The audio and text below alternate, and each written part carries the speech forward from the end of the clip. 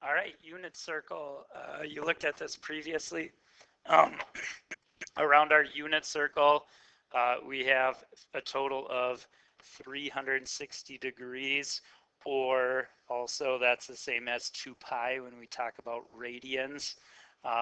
Because of that, we often use this as our conversion where pi radians is equivalent to 180 degrees. If you'd want to switch back and forth between the two, just as an example, let's say we wanted to convert 30 degrees. So if you want to convert 30 degrees to radians, you would multiply it by our conversion of pi being the same as 180, which gives us 30 pi over 180. And then simplifying that, 30 goes into 180 6 times, so you'd end up with pi over 6 radians. And you can see that's our conversion there. Okay, so how do you come up with these again? Well, if you'd want to know, for example, what is the sine of 30 degrees, what does that equal to? Well, on the unit circle, you would say, okay, if I have a 30-degree triangle on the unit circle, that also means I got a 90 there, so this would have to be 60. That's our 30, 60, 90. In a unit circle, we know the hypotenuse is always 1. And so based off of that, using our 30, 60, 90 properties that you did from last year, we know that the smaller side, this leg right here, is always half as big as the hypotenuse. So that would have to mean this is 1/2. And then our adjacent side, or this longer leg, we know is always times square root of 3, whatever this short side is. So if we took 1/2 and times it by square root of 3, we'd end up with square root of 3 over 2. And that's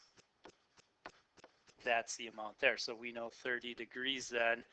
If we're doing sine as our y value would be 1/2. It would also tell us that if we did cosine, since that's our x value, cosine 30 would equal square root of 3 over 2. You can check those on the calculator. So if you would go on a calculator and type in, say, sine of 30, that's what you should get. Now, if you're going to work in degrees, you got to make sure your calculator's in degrees. So hit the mode button and then go over to degrees. Now we're in degrees mode.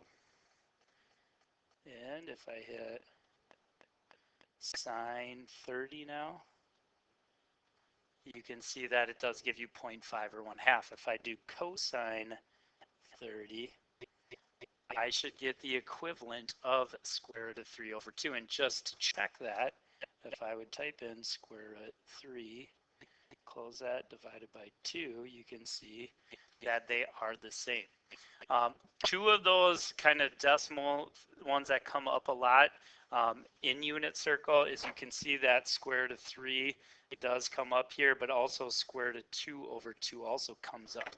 So the two approximations that are kind of just good to know when you're using unit circles, that 0.866 approximation is square root of 3 over 2, and square root of 2 over 2 is 0.707 when that comes up. So those are just two nice ones to know. Now also know that you can do these with your calculator in radians. If you're going to do that, you then need to make sure your calculator's back in this radians mode.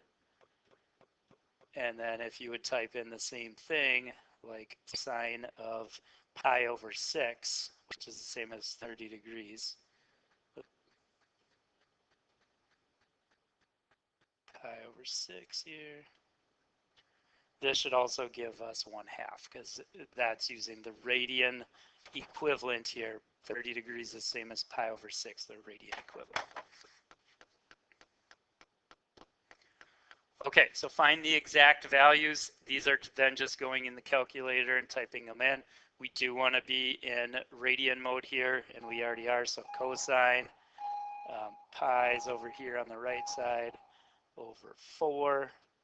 You can see that you get this 0.707. Remember, that was the equivalent of, that's the equivalent of square root 2 over 2. So that would be our exact answer there.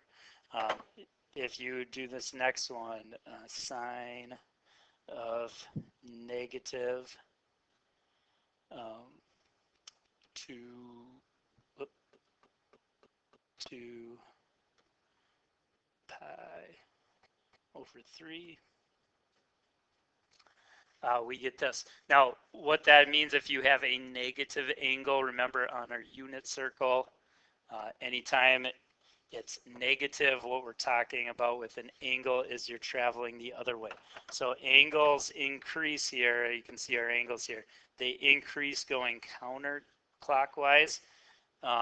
If you have a negative angle, that means you're starting at our terminal spot here, but moving clockwise. So negative 2 pi over 3 would be equivalent to some other positive angle there.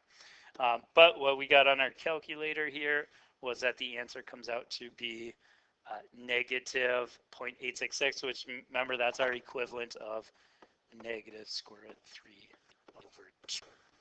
So that would be the answer there. Why don't you pause the video and try the last one out. All right, let's see what you got. If you did this one, cosine 3 pi over 2. You can see that it comes out to be 0. And reason for that, again, on the unit circle, cosine is our x value. 3 pi over 2 is the same right here as 270 degrees. That's going straight down. What's our x coordinate when we go straight down? It would be 0. So that's what we should end up getting there. All right, inverse ones. If you have these cosecant, secant, tangent, another way to go through those, again, on calculator, is that you don't see those buttons directly on the calculator. And so you have to remember what those are equivalent to. Cosecant is the same as 1 over sine of the same angle. So to do this one, we got to know what is sine pi over 4. And then if we take the reciprocal of that, that's the cosine value. So here, if we did sine pi over 4,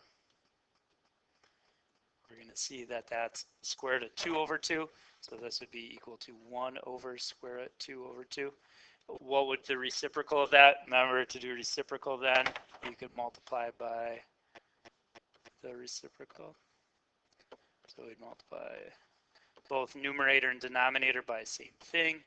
That would give us an answer here of 2 over square root of 2, which is an okay answer. If you're going on to take like the ACT or some of those other tests, there is a better way to do that by rationalizing. So if we'd rationalize this and multiply it by that radical on the bottom, what we'd end up with here then is 2 square roots of 2 over square root of 2 times square root of 2 would be square root of 4, which is just 2. Those 2's would cancel.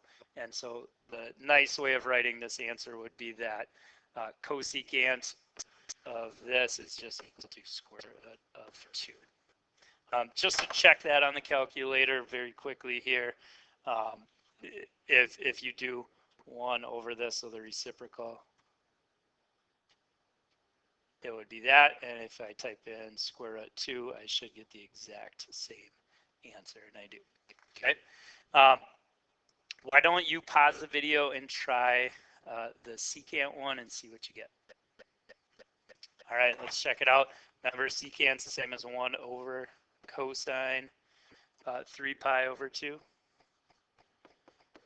This one ends up being a little tricky here because we just had that cosine of 3 pi over 2, and we know the answer comes out to be 0 here, and so you end up with 1 over 0, which means that this one does not exist. This, you can't find the secant value of 3 pi over 2. And the reason, and if you remember back from Trig, the graph of that does have some asymptotes, and that ends up being an asymptote.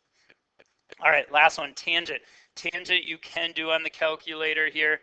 There is a tangent button, so that's one way. If I type in 5 pi over 6 We get that. Now, 0.577, not one of those two decimal numbers here that I told you come up a lot. So what happens then? Well, that one's a little trickier because it's not one we have memorized or know frequently. So what you got to do on these ones, if you get something like that, you got to go back. What's the equivalent of tangent? We talked about in one of the previous videos, tangent's the same as sine over cosine. So we're going to have to do the sine and cosine one here to figure out the exact value of this one. So let's do each of those. If we do sine of 5 pi,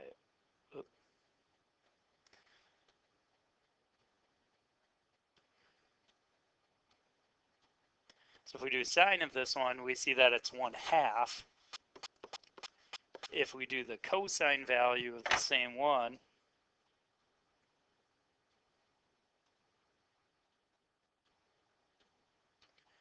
we see that that's negative square root of 3 over 2. Now we just have to simplify that. And the simplifying, same as we did in the previous problem up there, multiply by the reciprocal of the denominator there. So let's multiply by negative 2 over the square root of 3. Let's also multiply the top by negative 2 over square root of 3. Here everything cancels and it becomes positive.